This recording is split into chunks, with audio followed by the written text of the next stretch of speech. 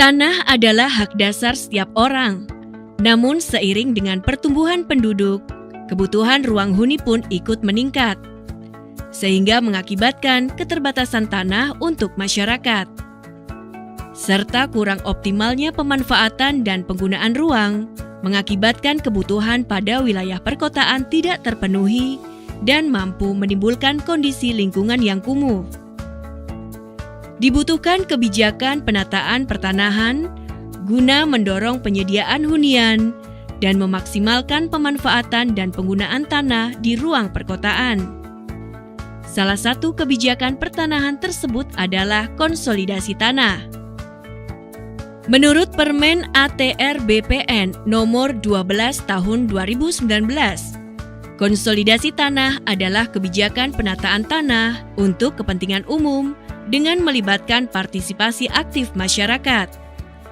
Di Indonesia, KT sudah diterapkan sejak tahun 80-an. Sampai saat ini, penyelenggaraan KT telah dilakukan pada 1.145 lokasi di seluruh Indonesia. Dan dengan melihat perkembangan perkotaan saat ini, sudah saatnya konsolidasi tanah melakukan terobosan melalui konsolidasi tanah vertikal.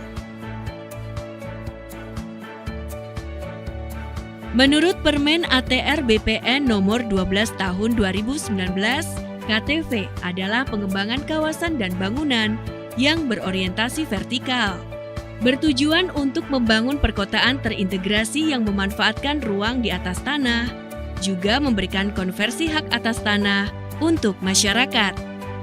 Adapun proses penyelenggaraan KTV meliputi perencanaan, pelaksanaan, pembangunan, dan pengawasan.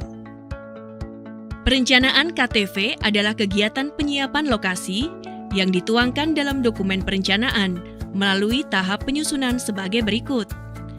Pembentukan tim koordinasi dan tim perencanaan atau pelaksanaan, kajian tata ruang, pemetaan sosial dan analisis potensi,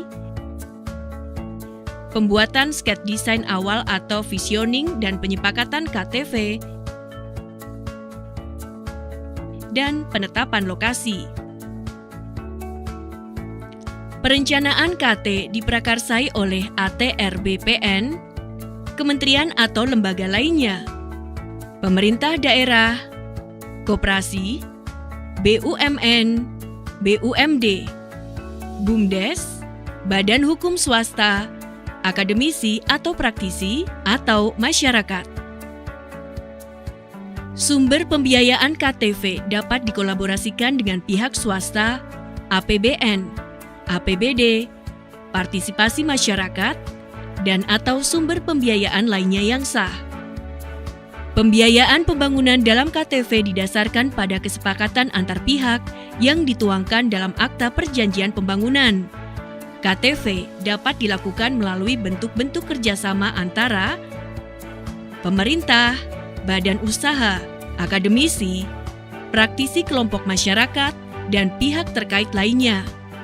Setelah penerbitan SK penetapan lokasi, tim pelaksana bisa memulai tahap pelaksanaan yang meliputi pengumpulan data fisik, yuridis, dan penilaian objek KTV, penyusunan desain dan rencana aksi KTV, pelepasan hak atas tanah dan penegasan objek KTV, penerapan desain KTV atau staking out, dan penerbitan sertifikat hak atas tanah dan penyerahan sertifikat tanah bersama. Selanjutnya dengan sertifikat tanah bersama, tahap pembangunan pun dapat dimulai dari persiapan pelaksanaan pembangunan, pembangunan prasarana, sarana dan utilitas, penerbitan sertifikat hak atas tanah dan serah terima aset, pembentukan perhimpunan pemilik dan penghuni, serta pemberdayaan masyarakat, dan pengelolaan aset hasil konsolidasi tanah. Agar penyelenggaraan KTV berjalan sesuai dengan peraturan perundangan, pengawasan pada seluruh kegiatan KTV akan dilaksanakan dalam 2 tahap, yaitu Pengawasan intra kegiatan KTV yang dimulai dari perencanaan sampai pembangunan KTV. Dan pengawasan pasca kegiatan KTV yang dilakukan setiap 5 tahun setelah pembangunan. Maka kesimpulannya, dengan pembangunan KTV akan ada banyak sekali manfaat yang bisa dirasakan oleh masyarakat dan pemerintah.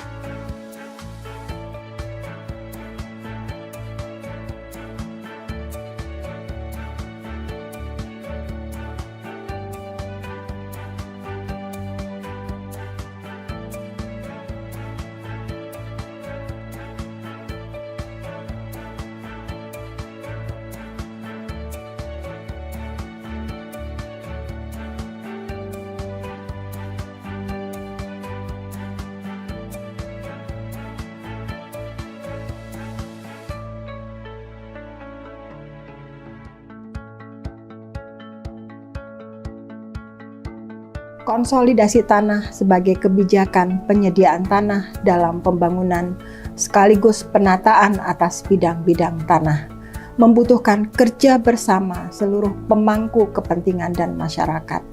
Kolaborasi dan sinergi dari berbagai pihak adalah kunci keberhasilan konsolidasi tanah di tengah masyarakat.